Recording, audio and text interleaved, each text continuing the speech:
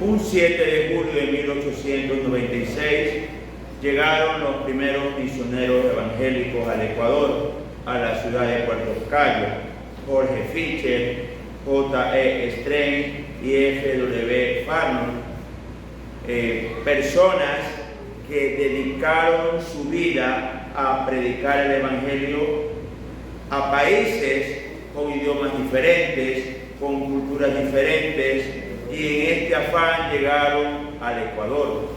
Para nosotros los cristianos esto es motivo de gozo y alegría, y nos llama a la reflexión que estamos haciendo nosotros por la predicación del Evangelio. El día de hoy vamos a estudiar cuáles son las características de las personas que obedecen al Señor en la predicación del Evangelio. Y los invito a abrir sus Biblias en primera carta de los Corintios, capítulo 3, versículo 5. Primera carta de Pablo a los Corintios, capítulo 3, versículo 5. La palabra de Dios dice así: ¿qué pues es Pablo y qué es Apolos? Servidores por medio de los cuales habéis creído, y eso según lo que a cada uno concedió el Señor. La iglesia de Corintios era una iglesia que tenía muchos dones espirituales, pero que tenía peleas entre ellos, y habían cogido partidos. Yo soy seguidor de tal pastor o de tal pastor. Y aquí el apóstol Pablo hace una pregunta: ¿qué pues es Pablo y qué pues es Apolos? Diciendo que no podemos tomar partido por nadie que no sea Jesús. Pero vamos nosotros a analizar quién era Pablo y quién era Apolos. Veamos quién era Pablo en el libro de Romanos, capítulo 15, 18 y 19. Romanos 15, versículos 18 y 19. Porque no os haré hablar sino de lo que Cristo ha hecho por medio de mí, para la obediencia de los gentiles, con la palabra y con las obras, con potencia de señales y prodigios, con el poder del Espíritu Santo, de manera que desde Jerusalén y por los alrededores hasta Ilírico, todo lo he llenado del Evangelio de Cristo. Mis queridos hermanos, cuando hablamos de Pablo, estamos hablando de la persona que más ha predicado el Evangelio de Cristo en los últimos 2000 años. Definitivamente él fue un escogido de Dios, y dice el texto sagrado: llené del Evangelio. ¿Y cómo lo hizo él? Con la palabra y con las obras, con potencia de señales y prodigios y con poder del Espíritu Santo. Él era un evangelista nato, y en su vida estaba el predicar el Evangelio. Dice que desde Jerusalén hasta Ilírico, es decir, él tenía como afán a toda ciudad y pueblo conocido predicarle de Jesús. Y ese ejemplo nos da a nosotros. Todos debemos predicar a Jesús, pero ¿a quiénes? A los gentiles. En nuestro caso, ¿cuáles serían los gentiles? Los que nunca han escuchado el Evangelio. Hoy en día se quiere hacer crecer las iglesias sacando a personas de otras iglesias, y esto no es así. Nosotros tenemos que predicar el Evangelio, mis queridos hermanos, y buscar a todas esas personas que todavía no saben quién es Jesús, lo que ha hecho Jesús en su vida, y que nuestra única esperanza es Jesús. Este era Pablo. Pero veamos otras cosas que ya las sabemos de él. Pablo era un perseguidor de la iglesia. Pablo era una persona que tenía muchos estudios. Era una persona que tenía más de 30 años de estudio y que hablaba 4 idiomas. Y esto nos llama a nosotros a prepararnos para predicar el Evangelio. el señor Fisher, Strain y Farnon, ellos no hablaban español. En su país de origen tuvieron que estudiar no solo Biblia, aprender nuestro idioma para poder llegar aquí. Mis queridos hermanos, debemos ser como el apóstol Pablo, predicándole a los gentiles con todas las herramientas que Dios nos da, sobre todo preparándonos. Quiera Dios que un niño o un joven de esta iglesia, Dios lo mande a Arabia, al África, cualquier país que requiera del Evangelio. Debe aprender el idioma que habla en ese país. Debe profundizar en el contexto cultural y geográfico de este país. Y no solo eso, debe dominar la Biblia. Y aquí recuerdo al gran Hudson Taylor. ¿Por qué digo al gran Hudson Taylor? No porque sea médico, no porque conocía mucho las Escrituras, sino porque su legado es muy importante. Para la sorpresa de todos, el país que más creyentes tiene es China. China, como usted me escucha. Donde para abrir una iglesia debe sacar una licencia del Estado y el Estado debe darte la aprobación de cada sermón de manera semanal. Donde debes tener imágenes del Partido Comunista y no los 10 mandamientos ni milagros de Jesús. Porque ha crecido una iglesia subterránea que se reúne a escondidas, que el Estado no sabe que existen, que deben aprenderse los versículos de memoria, porque no pueden llevar Biblia en la mano. Porque un señor tomó una decisión que es un ejemplo para los misioneros. Se cortó el pelo como los chinos, se vistió como chino, comía como chino, iba a todos los pueblos chinos y era recibido. Y hoy en día es una comunidad cristiana gigante. Se calcula que para el 2030 hay más de 200 millones de cristianos chinos. En aquellos días fue una ofensa para el movimiento misionero. ¿Cómo era posible que se vista con la ropa de ese país si él es de Inglaterra? Pero él entendió claro el mensaje de Jesús. Él tenía que hacerse a ellos para convertirlos a Jesús. No en el pecado, pero sí en la cultura. Mis amados hermanos, tenemos que ser como Saulo de Tarso, que él se hacía a los judíos, que se hacía a los griegos, no pecando, pero sí para traerlos a los pies del Salvador. Veamos quién era Apolos. Hechos de los Apóstoles, capítulo 18, del 24 al 25. Hechos de los Apóstoles, capítulo 18, versículos 24 y 25. Llegó entonces a Éfeso un judío llamado Apolos, natural de Alejandría, varón elocuente, poderoso en las Escrituras. Este había sido instruido en el camino del Señor, y siendo de espíritu fervoroso, hablaba y enseñaba diligentemente lo concerniente al Señor, aunque solamente conocía el bautismo de Juan. Apolos era judío, pero de Alejandría, es decir, de cultura griega. Alejandría era una ciudad en Egipto que fue fundada por Alejandro Magno. En aquel entonces había una biblioteca que era el centro cultural de todo lo que tenía que ver con Grecia y sus filósofos. Llegó de Alejandría un varón, y este varón era elocuente, sabía hablar en público. En aquellos días, para hablar en público, entraban a estudiar retórica. No es que nacían y que un rayo les pegaba y tenían esta facilidad. Ellos estudiaban retórica, y dice que era poderoso en las Escrituras. Es decir, era un varón que había sido preparado en retórica y en Biblia. Pero aquí vemos algo que nos falta a muchos.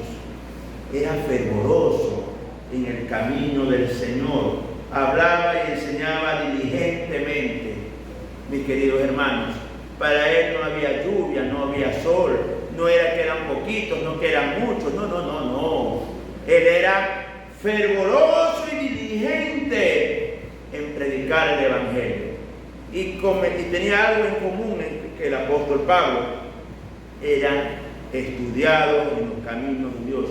Ellos profundizaban todo lo que tenía que ver con el evangelismo, sea idiomas, sea elocuencia, sea cultura y sobre todo la palabra de nuestro Dios. ¿Y qué hicieron ellos? Veamos en 1 Corintios capítulo 3, versículos 6 y 7. 1 Corintios capítulo 3, del 6 al 7. Dice el apóstol Pablo: yo planté, Apolos regó, pero el crecimiento lo ha dado Dios. Así que ni el que planta es algo, ni el que riega, sino Dios que da el crecimiento. En la iglesia de Corintios, quien puso la semilla del evangelio fue Saulo de Tarso. Quizás le predicó a 2, 3, 5, 10 personas. La escritura no nos declara cuántos, pero él dejó la semilla sembrada. Saulo de Tarso plantó. Pero Dios mandó a alguien después que se llamó Apolos. Es decir, Apolos regó lo sembrado por otro para que germinara y germinara bien. Entonces ellos obedecieron el envío de Dios a lo que Dios les envió. Pablo no dijo: ¿por qué me mandas a esa ciudad? Si yo conozco las escrituras y tendré la oportunidad de predicarle a 4 personas o 5 personas, porque yo voy a sembrar. Él no dijo eso. ¿Qué dijo Pablo? Allá voy, Señor. Apolos regó.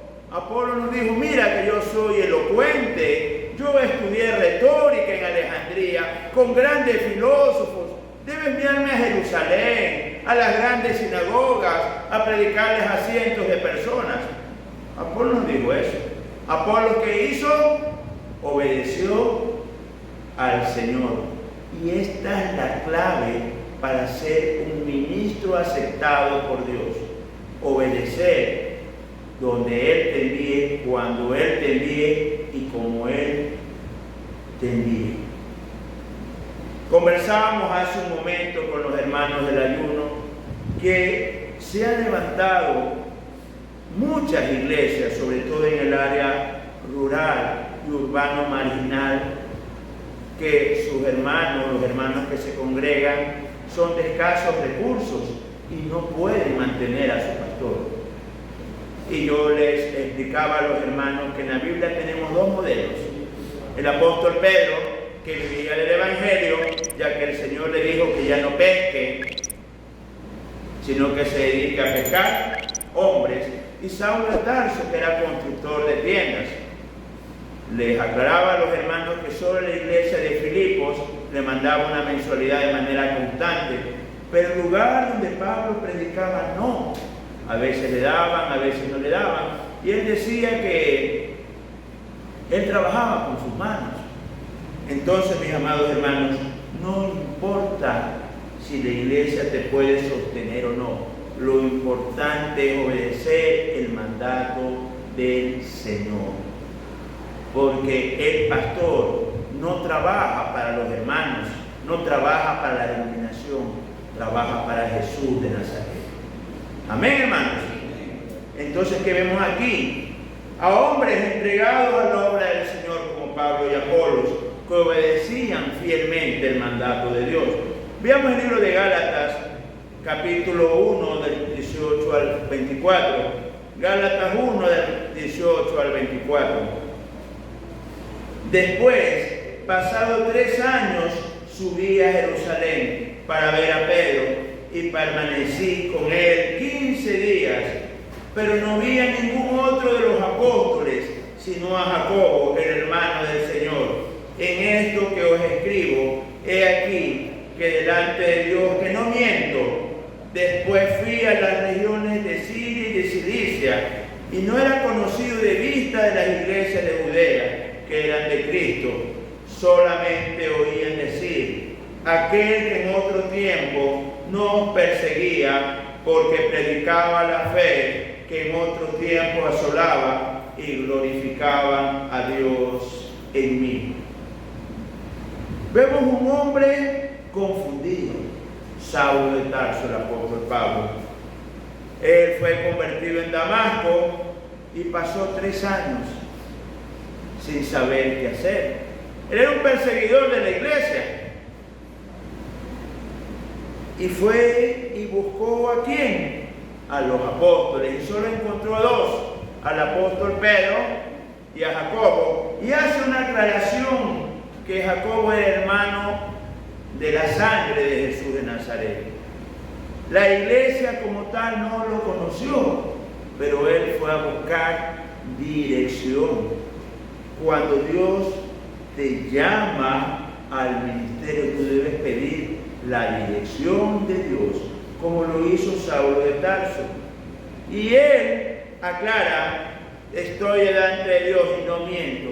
Y después de estar en Jerusalén, estuvo predicando en las regiones de Siria y Cilicia.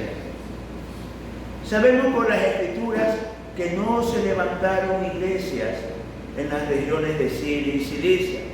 Y sabemos por la cronología que Saulo de Tarso estuvo 14 años predicando. No hubo un resultado visible en ese momento de decir, se levantó tal o cual iglesia. Él estuvo sembrando el evangelio.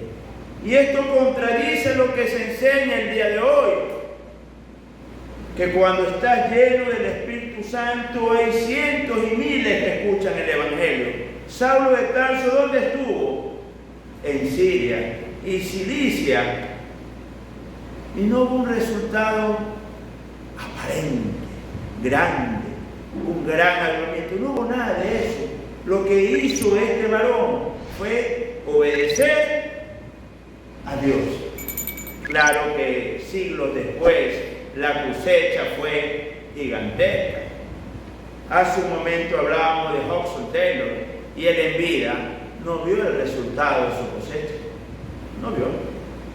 Creo que habrán habido 70 convertidos a la fecha de la muerte de Hudson Taylor.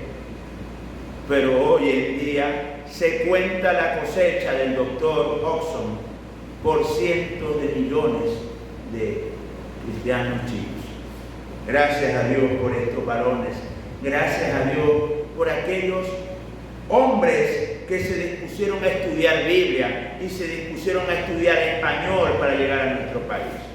Y es un reto para nosotros proseguir con esa antorcha de predicar el evangelio en nuestra ciudad, en nuestro país y fuera de nuestro país, porque la recompensa es grande, mis queridos hermanos. Veamos 1 Corintios capítulo 3, versículos 8 y 9. 1 Corintios capítulo 3, versículos 8 y 9. Y el que planta y el que riega son una misma cosa, aunque cada uno recibirá su recompensa conforme a su labor. Porque nosotros somos colaboradores de Dios y vosotros sois labranza de Dios y edificio de Dios. La iglesia es un edificio de Dios y le pertenece a Dios. No es más ni menos el que siembra la palabra, ni el que riega la palabra. Cada uno recibirá su recompensa conforme a su labor. Y aquí vamos a recordar cómo debe ser nuestra labor, viendo la vida de Apolos, que hablaba y enseñaba diligentemente, es decir, con amor, con pasión, en todo tiempo, mis amados hermanos. Usted recibirá su recompensa. Dios no le queda debiendo a nadie, ni en esta vida, ni en la vida eterna. Cada uno va a recibir su recompensa y esa verdad debe tenerla usted muy clara, aunque esté en lecho de muerte. ¿Qué dijo el apóstol Pablo cuando recibió la sentencia que lo iban a decapitar? Se deprimió, lloró. Veamos qué dijo el apóstol Pablo en 2 de Timoteo capítulo 4 del 6 al 8. Porque yo ya estoy para ser sacrificado y el tiempo de mi partida está cercano. He peleado la buena batalla, he acabado la carrera, he guardado la fe. Por lo demás, me está guardada la corona de justicia, la cual me dará el Señor, juez justo en aquel día, y no solo a mí, sino también a todos los que aman su venida. Cuando recibió la sentencia, que dijo él: Señor, te has olvidado de mí. Señor, yo soy tu siervo, 30 años he trabajado para ti. Él no dijo eso. Ya estoy para ser sacrificado y el tiempo de mi partida está cercano. Me quedan 8 días, 15 días de vida. Es lo que le quedaba a Pablo. Ya había sido sentenciado. Y él dijo: he peleado la buena batalla, he acabado la carrera, he guardado la fe. He obedecido a mi Señor y he predicado donde mi Señor me ha mandado. Por lo demás, me está guardada la corona de justicia. Él sabía que le esperaba un galardón grande en los cielos, porque el Señor es un juez justo. Dios no se olvida de su trabajo para Dios. Y le esperaba a Pablo una corona ese día, pero no solo a él, sino a todos los que aman su venida, a todos los que trabajan para el Señor. El día de hoy es un llamado a seguir la antorcha que dejaron los fundadores del Evangelio, a estudiar y a prepararse en Biblia, en idiomas, en retórica, para que el legado siga en buenas manos. Seamos como Pablo, seamos como Apolos, seamos como Strain, como Fisher, como Farnold, que sembraron el Evangelio del Ecuador. Y hoy en día hay alrededor de 2 millones de evangélicos en nuestro país, porque esos varones se decidieron a estudiar, a viajar con sus esposas e hijos y a predicar el Evangelio. Mis amados hermanos, ¿está dispuesto a seguir la predicación del Evangelio? Amén. ¿Está dispuesto a hacerlo? Amén. Le espera la corona de justicia, mi amado hermano. Siga adelante, porque nuestro Señor es un juez justo. Amén.